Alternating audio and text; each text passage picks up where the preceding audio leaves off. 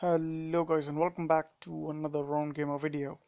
This is going to be a overview of the Pigsy and Jinshu's event, which will also include a skills breakdown as I always do for each of these titans, as well as a comparison of Pixie with some other physical titans to kind of understand where he is in today's meta and how he stands against other uh, titans that are similar in some of their buffs for the human troops because this is a physical titan. So let's start off with the skills breakdown. So Pigsy is featured for the second time in his reskilled version. This is actually his second version.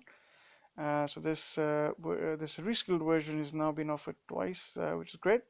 In fact, the history is for me personally that I missed the first event, and I remember I was traveling at that time, and I only managed to get Pigsy thanks to my alliance by ranking the top 50. But I couldn't get some of his relics straight away. So yeah, right. Anyway, so let's get back to the topic. So what are the skills? As a Titan himself, you get a lot of damage, you get health and armor. So he himself at a lower castle level can stand trial of taking some meaty damage from other Titans. You could consider going solo with him when you're fairly low level castle, but when you get higher up, when troops become more important, that's not what you want to be focusing on. Um, so we'll come to the prestige skill in a second. Looking at the spearman skill, which is where his real strength is, you get a incredibly high health buff of 480%, which is the highest you can get on spearman at the moment. You also get a 360% physical damage boost, which is the most you can get at the moment when it comes to spearmen. You also get 3 Omega Spearmen and you get armor.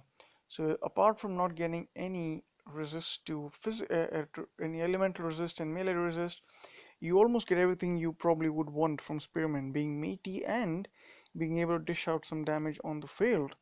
Archers also are incredible with this Titan, only missing out, which is, although to put it lightly, it's saying only, but the damage though is incredible, 585% physical damage, but you do not get any armor piercing. Health on archers is actually quite helpful to take on some onslaught from lightning storms, say a fear or some fireballs. So it's good, but you don't get AP, which will mean that the effective damage dealt out to many of the meaty titans of today, defenses of today's meta uh, will be will be much lower. But you do get 3 Omega Archers, which do pack additional damage on top of what archers do already, so which is good. Militia also in there, but that's not something you would want this Titan for. So that's pretty great. Looking at the Prestige skill unfortunately does nothing for the troops. But if you really have nothing else to Prestige as a physical element, and you want to throw in something and get that sixth skill unlocked, you can do that, and you get 80% base Titan damage, but that's only at level 10. You think you start with 40 or 60%. And the other skill is when a summon is made, either an Omega or Archer Spearman is summoned, there's 30% chance to cast Shield spell on your Omega Spearman or cast Rage on Omega Archers. Right, so that's that. Let's continue down and see what else we got. We got Jinshu here. Jinshu is probably, in my opinion, going to be the one a lot of people actually going to be wanting to go for, because when Pigsy came out, um, I think the hype was there. People kind of knew at that point how good he's going to be, and people did get him. But Jinshu could have been a one that many passed on. So this solo person infiltrator packs a real punch with all-round skills which you would probably want from an infiltrator. So a lot of X skill damage, X health, and all elemental resist, which is something very special and only shared with one other infiltrator to my knowledge, being Bast. You get melee and some extra base health and base damage, which almost turns Jinshu, it could be argued, but one of the highest single damage dealing Titan in the game. And the other fantastic part of this Titan is that you get 4 times critical chance. And this prestige skill only makes it better, guys. 120% base Titan damage at level 10. And I think you start with 80%, believe, at the first slot, but that's still pretty great. And every time when an enemy dies, it says it's enemy death, you get 5 Omega Panthers. So it's a given that you're going to get those Panthers, Omega Panthers. So I just find this overall a fabulous, fabulous Titan. And the Panthers are also pretty great. You get all the X damage skills you need, but you do miss out on X health and X armor. So they're not going to be very meaty, but if you just want real strong, fairly glass cannony Panthers, you can't ask for anything better. The 40% all elemental resist on the Panthers, which you get by default, can be really helpful, which can actually turn Jinshu into somewhat of a defender. Looking at the events, event sort of layout, 20,000 souls event, 1.4 with Huntress and Fire Strike. So if you're lucky enough to get a Huntress from the recent event, or if you have the older version from a Divine Altar pool, you can get 1.4, or if you have a Fire Strike 1.0, 2.0, that's going to be great. 1.3 for Pigsy, 1.2 for any of the physical titans, and 1.1 for 3-star physical titans. Note on that 1.2 part, if the Dragon Lamp, the boost relic of this event, actually offers physical souls, then that will mean that Minotaur, if you have a Minotaur, which is a 4-star physical infiltrator, he can actually offer 1.4 boost, I believe, because you get 20% extra. So there's that possibility there. So we'll find out whether that happens. The milestone reward, the first key one, is Jinshu at 12,000 souls. The Jade Rat is a very good relic as well, along with the Red Envelope. My suggestion would be, if you are a free-to-play player and you want to get Jinshu, especially after looking at how effective he is on the raid boss event, then you probably want to get yourself in the top 51 to 100 alliance and do a low soul minimum. That is, if you can't get yourself to 12,000 souls. The Jade Rat is a great relic as well as a red envelope, but in my opinion, having built Jinshu without these and done pretty great stuff, I would say you don't need it. So if you are just considering, if you just want Jinshu, look out for event alliances that are going 51 to 100, and if you are lucky enough, if your alliance is lucky enough to land in that, you got yourself a Jinshu. If not, moving on, if you want someone who can be a pretty decent defender, even today, people might argue isn't great, but of course not everyone is in Legends League. So Pixie is still a decent defender. I use one myself, being in Masters and occasionally in Legends. Sky Shackles is a fantastic relic. I'm going to show these stats as well. And Calabash is an elemental resist for all elements for physical troops. So that's pretty good. Beaded Necklace is a May relic. I don't really think one needs to push to that, but if you're going to get 18,000 souls and you want to get yourself some sweet divine gems, you might want to push for that. So yeah, total of 600 divine gems and 4,500 about red gems there. These are the relics available in this event. You get the Jade Rat, which is actually it's a really good relic. But you could do it's almost like getting yourself another tainted bow. And so get poison damage, critical and critical. Sorry, it's like getting yourself a bitter dirks. Sorry. So yeah, it's a pretty good relic. I would love to have one. I don't have the Jade Rat or the Red Envelope. I do have the other two. The Red Envelope is kind of a universal relic if you look at it, because you get 40% Titan health, Titan troop range resist, Titan and troop lightning resist. I can see this going on a Frigg, for example, or some of the Goliath builds as well. That 18% range resist is really solid. So yeah, a very good relic in my opinion. Yeah, probably worth 15,000 souls. The beaded necklace, which is priced 22,000 souls, I think is ridiculous to be placed at that point. It's yes, you get a lot of health, 40% health and critical, but it's only 30% true physical damage. You could do so much better, especially when most of the times you are trying to buff the um, the damage of the troops, the strats of the troops, rather than the Titan. Calabash, on the other hand, is a really good relic. You get 60% all elemental resist, and this, along with some other physical relics, which we might see coming up in the Solar War event next week. If you stack with those, you can build your Pigsy to have um, the much popular, at least back then, the 59.8 million defense, which and a lot of times the Calabash would feature in that. So yep, good relic. All elemental troop resist is fantastic. Cerberus Chains and Sky Shackles also featured in this event. Sky Shackles is one I actually passed on when it was released along with Uranus when it was released. The selling point of Sky Shackles is the fact that you get Omega Archers get a 60% armor piercing buff. Now you might say, why would you want a buff? Why would you want armor piercing on just a few of your troops? Well, that's probably because if you are going into a battle where you're solely reliant on your Omega Archers doing your work, for example, in some sort of Cerberus build, where because Cerberus has 5 Omega Archers, um, you could use that to just buff their stats insanely high. Um, so yeah, good relic overall. Cerberus Chain is probably one we've seen once before. I strongly do believe that, but it's also a very good relic, and in fact, being priced at, let's say, at 7,000 souls, I think is a great one to get if you can. You get that's the maximum archer buff you can Omega Archer buff you can get. So these two put together, you can create some incredible archers, Omega Archers that is, on your Titans. So yeah, good relics. Now here's the table that I spent quite a bit of my time making up.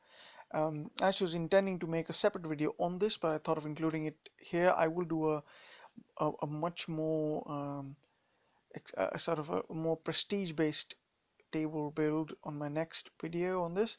But for now, let's have a look. So this is a table that compares all, hopefully I haven't missed, but all physical troop titans that buff Omega, buff, strongly buff archers and spearmen, stuff like that. I've left a few out, like for example Toland, um, but uh, but I just want to focus on the ones that I consider the most important. Pigsy, as you can see, offers 6 Omegas. Uranus offers 6 Omegas as well, but the Omegas for Uranus are archers and militia. The damage on Uranus for archers is the same you get when it comes to Pigsy, but notice the fact that archers on Pigsy has no armor piercing. So Uranus will do a much better job if you are considering using archers. So yeah, there's that. But the only problem with Uranus is the absence of any real good meat shield. Yes, the militia get 234% health, but that's never or rarely going to be enough to say tank in damage from very heavy um, enemy meat shields such as Goliaths on the Hachiman, for example. So yep, but there's that. Runa is kind of in the middle of all that. You do get health for all of the troops, 234%. You get damage, 360% damage for all the troops, and you get 40% resist for all the troops. So the thing you're missing compared to Pixie is the armor. You get no armor. So there's enemy troops that do not have a large armor piercing can get through. But honestly, that's in today's meta where almost everyone has enough armor piercing to get through your defenses. Runa becomes fairly comparable with Pigsy, although what makes the difference is the fact that Pigsy benefits from the 5-star Earthshaker relic, which offers you 40 or 50%, I can't remember, melee resist.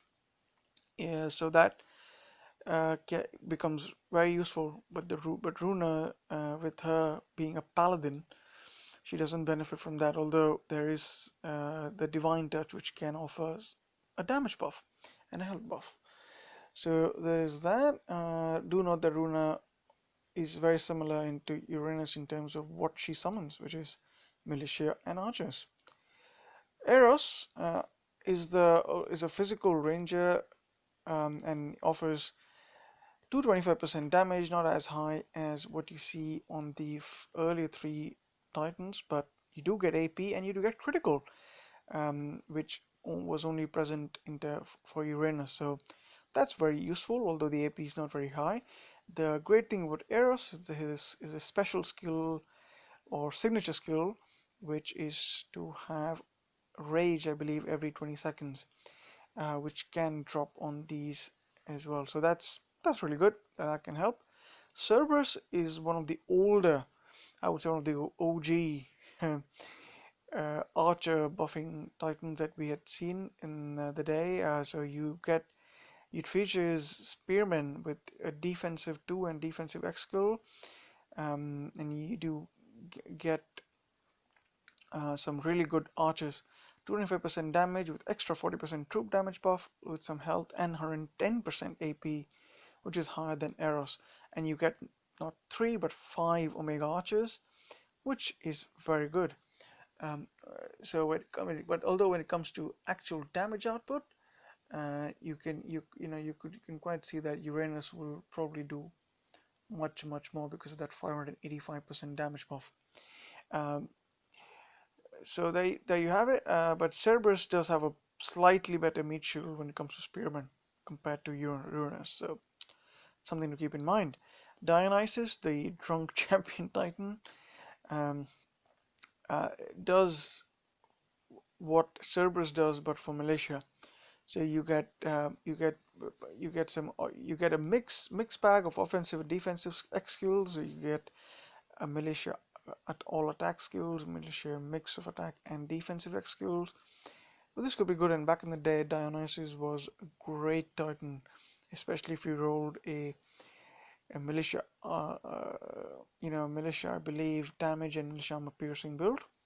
So really good one, really good one. You get 5 Omega Militia, which is the most you can get from any Titan in terms of Omega Militias. So there's something to consider there. Minotaur is the Spearman 5 Omega Summoner. You get 146% health and 110% armor, which is lower than all the other health buffs, but the 5 Omegas, the additional 2 Omegas can help. Um, but unfortunately, he is no longer a very good defender. You get Oni. Oni is one we recently figured. He kind of spreads out his skills for all the different so human troops. You get 2 Omegas for each. I did a detailed review on this, so I won't go into this yet. Do check the video out if you need to. Huntress offers physical buffs, 100 damage, 45 critical AP and armor, and 64% health for all the troops. So, for my opinion, nah, not in today's meta. But well, she was pretty good in the raid boss event, but we all know that's not the version we're going to be getting. Wolsten and Valoran, to be honest, not the worst. They're physical guardians, but they can hold their own. You get militia buffs and spearman buffs, which are really good. You get X health and X armor, and you get 3 random resists, 72% resist to 3 elements for each of them. Pretty good Titan if you can land yourself a 5-star Nos Relic, which will add more melee and range resist, and that can make them really tough to take down. Right, moving on. Something which I posted on Facebook and I thought of putting it here as well. So the calendar for the next week is out. 30th of July, we should see the Warrior of Kuta. That is the title they've given. I did a bit of research. Turns out it's associated with a titan called Nergal. You can have a look at the screen. From the description, from what I've just seen, it could mean that this could be a raise dead infiltrator. That will be interesting, isn't it? We don't have the void infiltrator we have, 4-star, or 2 other ones rather, is Abast and Corruptor. I don't believe each of them actually buff skeletons at all, so this could be the one that will do that. My other suspicion is that this might also feature some sort of grenadiers in there, So we might see some sort of, people talk about this, the possibility of this Titan being a Uber Almarand.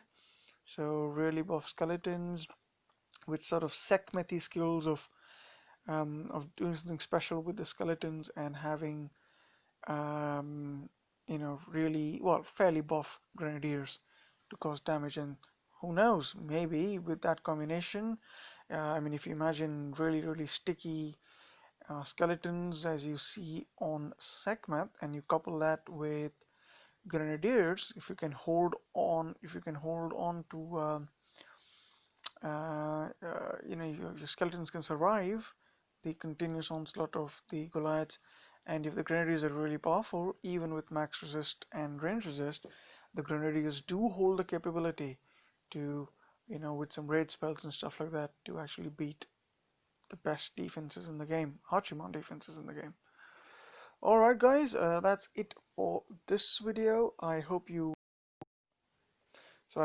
found this analysis helpful, and I will leave you all with this screen for a second, and this screen for a second, and ooh, and that's it guys, and I'll see you all in another